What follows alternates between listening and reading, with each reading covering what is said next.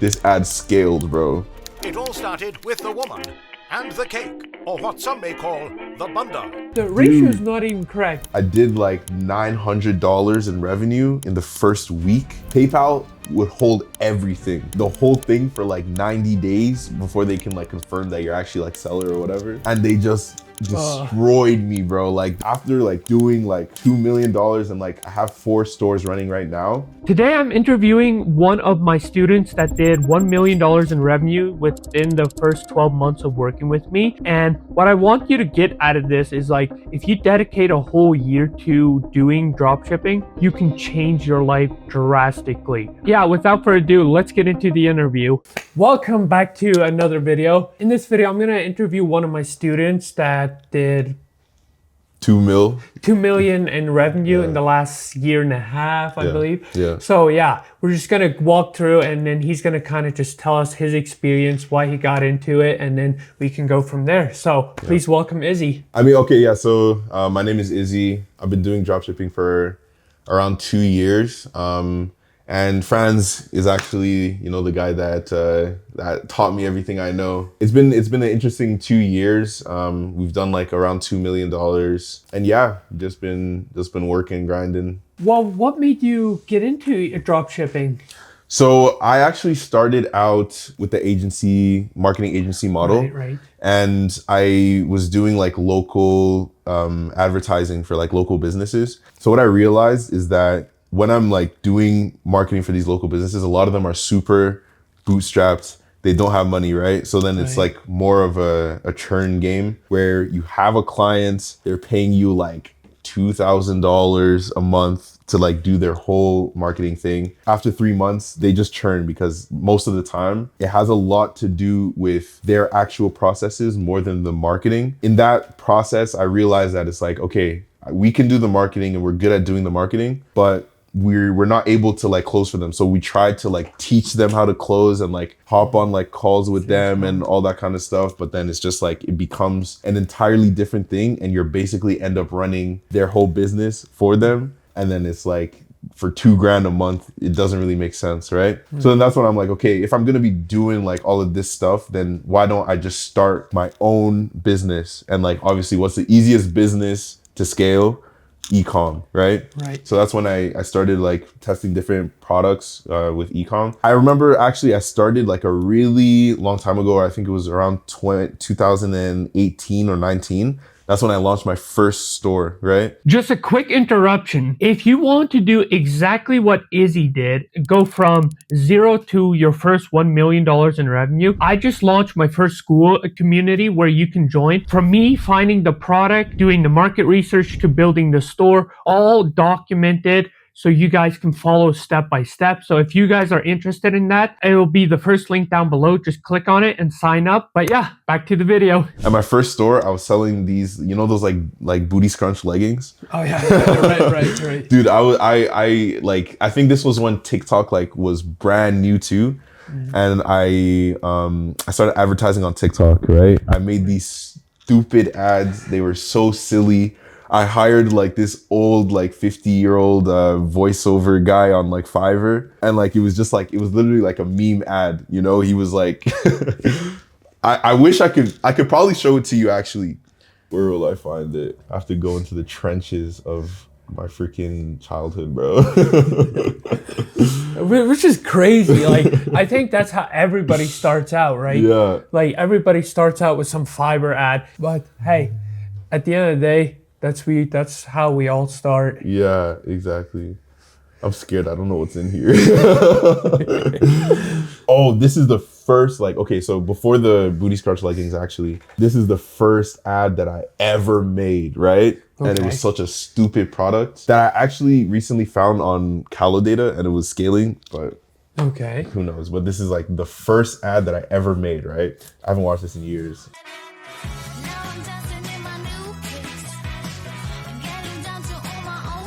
It is a stupid product, but it's definitely scaling. Like, it is, and that's the thing, right? That's which is crazy. Yeah. Holy cow. Yeah. Terrible ad though. Quality not good. It's like photos, like, and then you're trying to get these moving text on there. Dude, even like the freaking like aspect ratio, like where does this even like fit? I'm wondering, And what's that? Watermark, bro. I don't want anyone to steal my ad, bro. Yeah, back in the days, that was a huge thing. It's true, yeah, but why would anyone even want to steal that? Yeah. That's so funny. That is actually hilarious. I don't even remember my first product. Yeah? Looking back at it, it's like I'm trying to think here. What was my very first product? Oh, I remember this one. Here's another one that I like did early on.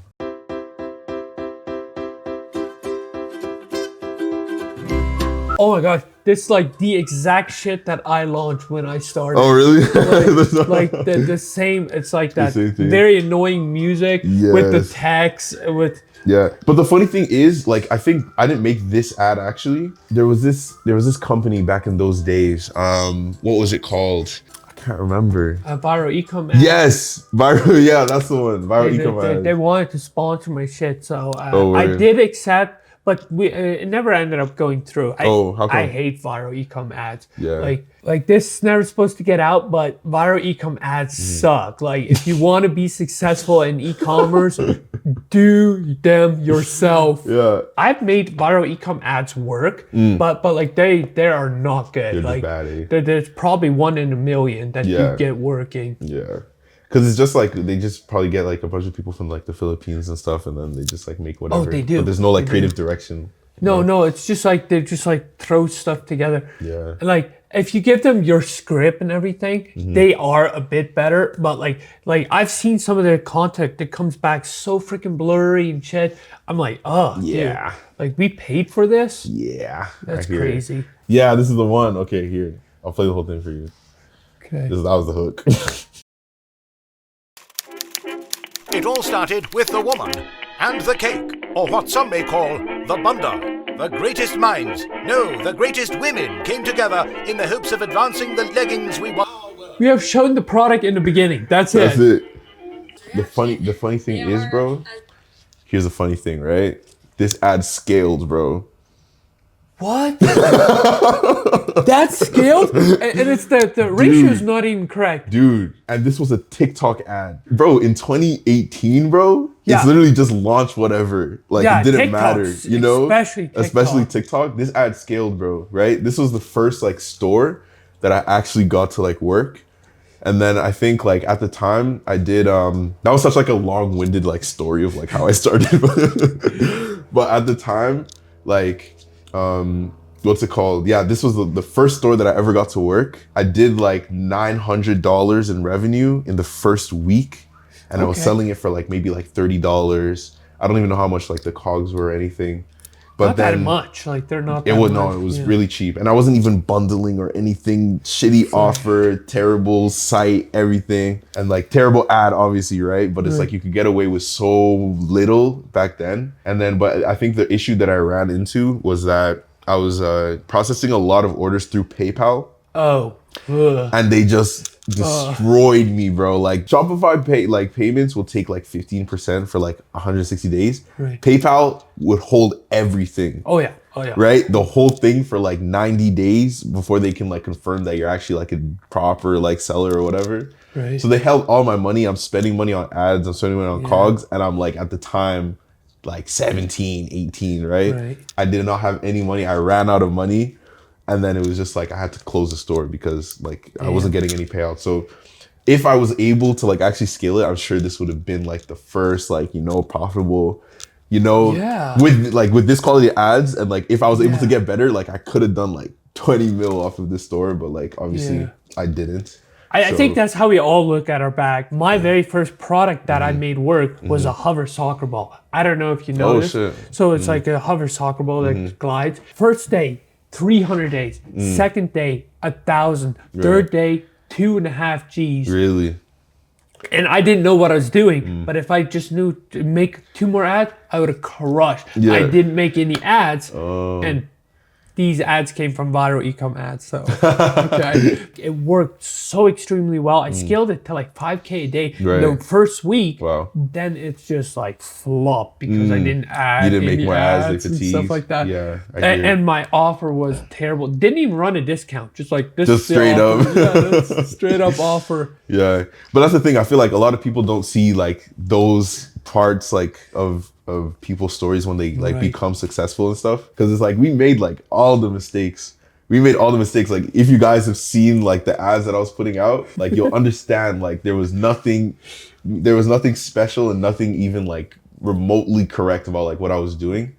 But it's just like that's I feel like that's just a message of like the real leverage that you have in like ecom is actually just like continuing to grind until something works, right? Yeah, like that's key. And like obviously guidance can also really help. 100%. Yeah. But, and that's the thing too, because like when it comes to like the major things that are issues, especially when you're starting, is I would say number one, the confidence that you have in your abilities.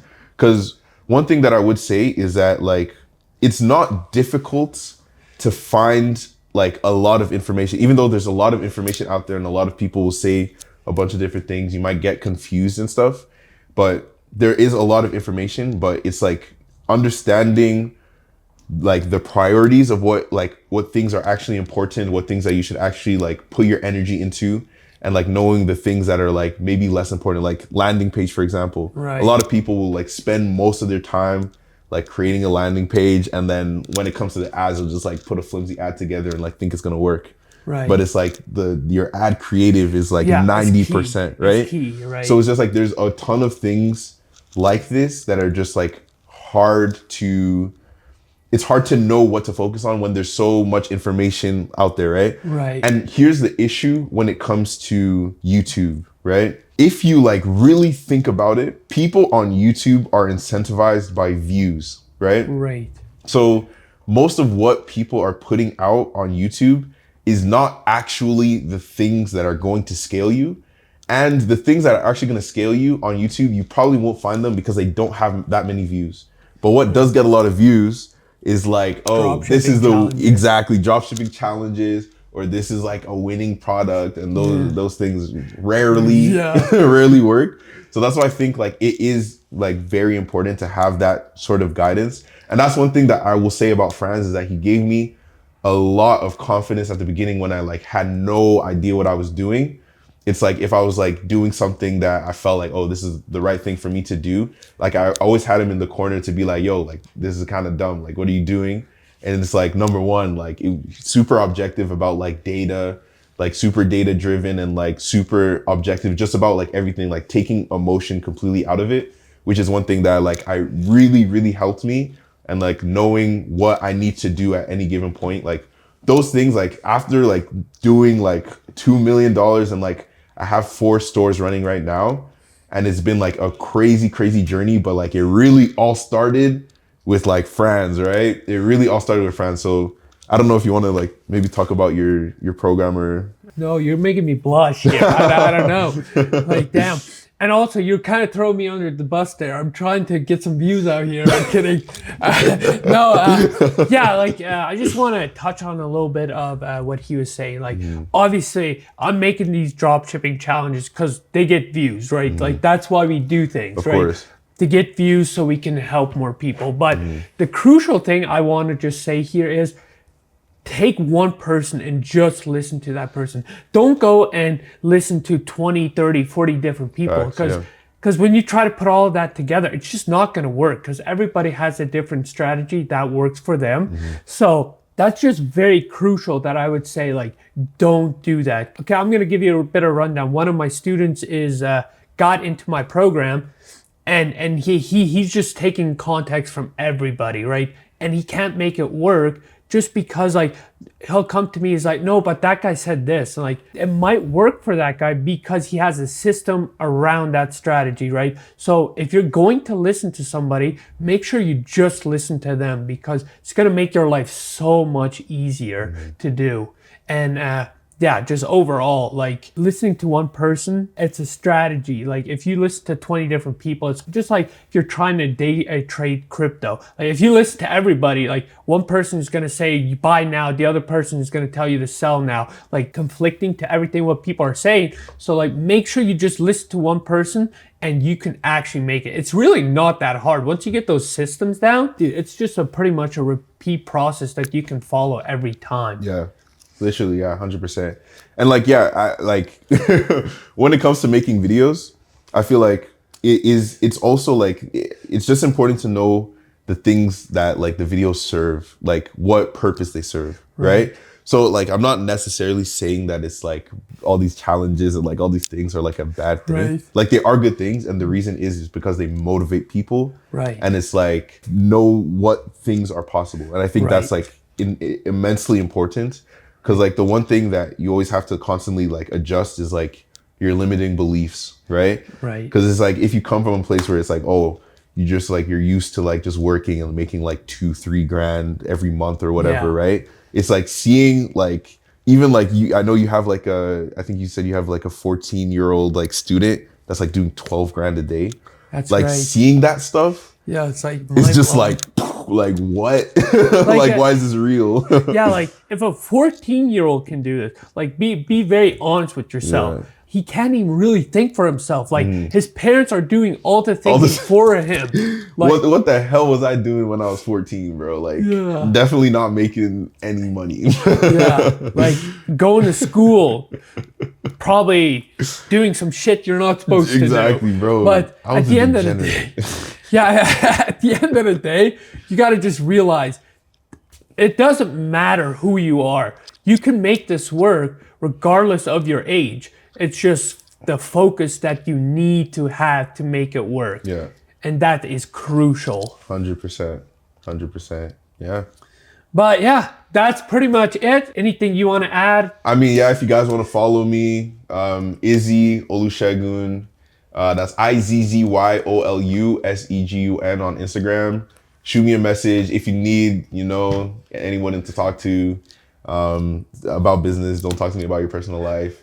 But you can shoot me a message. I'm just playing, by the way. But yeah, that's pretty much it. Yeah. Link down below. So yeah, just go down and then give him a follow. And then he also has a YouTube channel that you can follow him at. Izzy Olusegun, same thing for my YouTube channel. I'm gonna be posting like challenges, just my dropshipping story, ecom life, all that kind of stuff. So yeah, perfect. Yeah, if you want to go and give him a follow, that would be great. All right, well, that's it for us then. I'll see you in the next one. Like and subscribe. See ya. Peace.